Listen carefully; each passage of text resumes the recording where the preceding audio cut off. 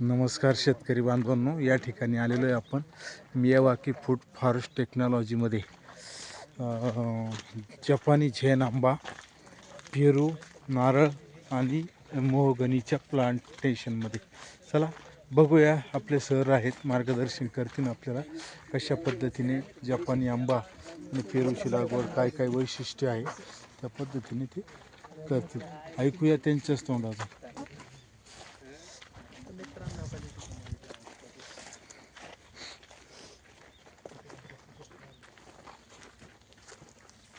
Continue. आले सर्वजण. Yes sir. बघा, इथं आपल्याला 2-3 गोष्टी प्रामुख्याने शिकायच्या आहेत. एक तर सर्वात महत्त्वाची गोष्ट अशी की तर आपण अतिगंधात लागतो, आणि हे आपलं आत्ता सध्याचं लेटेस्ट 8 महिन्यापूर्वीचं मॉडेल आहे, आणि आपण त्या सर्व शेतकऱ्यांना हेच देतो. तिथलं काय गुपित आहे बघा, इथं मी 2-2 फुटावर पेरू लावला आहे, मोठ्या प्रमाणात आला आहे, आणि त्याच्या शेजारीच मी 3-3 फुटावर झेन आंबा लावला आहे. हे पाठीमागं पण आपण बघितलं, परंतु इथं काय केलं की प्रत्येक गल्लीची सुरुवात ही आपल्या नारळाने आणि मोहगणीने झाली. पाठीमागं जर बघितलं तर संपूर्ण गल्लीला नारळ आहे. जर थोडंसं समोर याचं बघितलं तिथं पण नारळ आहे. याच नारळाच्या समोर डायरेक्ट मधल्या पीसमध्ये नारळ आहे. म्हणजे इथं आपण तिकडल्या गल्ल्यांना नारळ नाही तुम्हाला दिसणार. जो टुरिझम आपण बनवणार आहे तर त्या नारळाच्या झाडाने करायची. दुसरं इथं वैशिष्ट्य काय बघा, इथं जसा शेजारी पेरू लावलाय तसाच इथं वैशिष्ट्य असं आहे की शेजारच्या गल्ली जर पाहिलं तुम्ही समोर, तर तिथं बघा मधल्या गल्लीमध्ये आंबा लावलेला आहे. 6 फुटावरच आंबा आहे. म्हणजे जसं इथं पेरू लावलाय तसा तिथं शेजारी आंबा लावलेला आहे. म्हणजे 12 बाय 3 फुटावर आंबा, 12 बाय 2 फुटावर पेरू, तसा 6 बाय 3 फुटावर तिथं आंबा आहे. गल्ली आड गल्ली आंबा लावलेला आहे.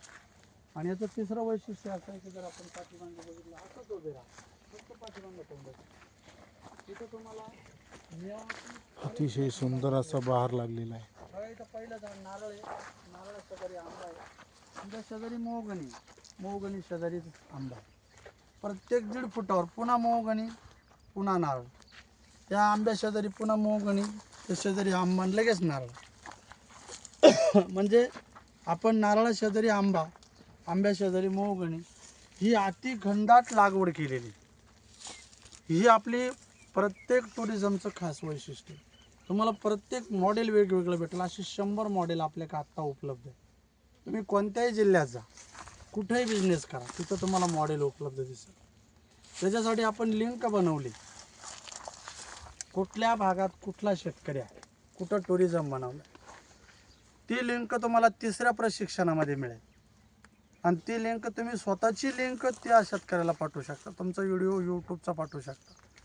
तुमचे फोटो जसे आजचे फोटो आहेत तुम्ही आहेत ते सगळं तुम्ही डायरेक्ट ढाचा समोरच्या शेतकऱ्याला माहिती देऊ शकता. म्हणजे इथं काय झालं, आंबा, आंब्या शेजारी मोहगणी, मोहगणी शेजारी पुन्हा आंबा, म्हणजे अशा पद्धतीची आपण 3-3 फुटावर मोहगणी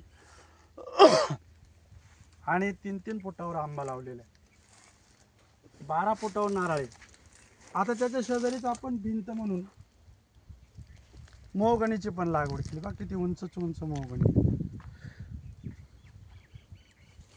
त्याच्या शेजारी क्षेत्रामध्ये आंबा 3-3 फुटावर, 6 बाय 3 फुटावर आहे. आता तुम्ही तिथं ड्रॅगन जाऊन बघा, 5 मिनिटात आपण ऑफिसमध्ये पोहोचू.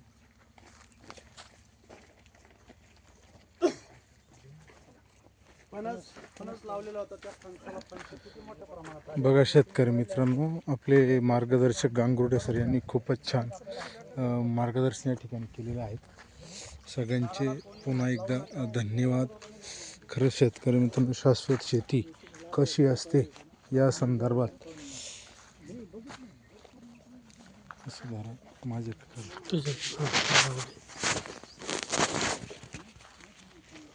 बोला. नमस्कार शेतकरी बांधवांनो, आपण या ठिकाणी आता सर्व माहिती बघितली.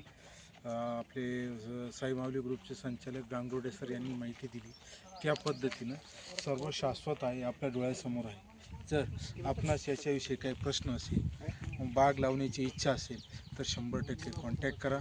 मोबाईल नंबर खाली लिंकमध्ये दिलेला आहे. धन्यवाद.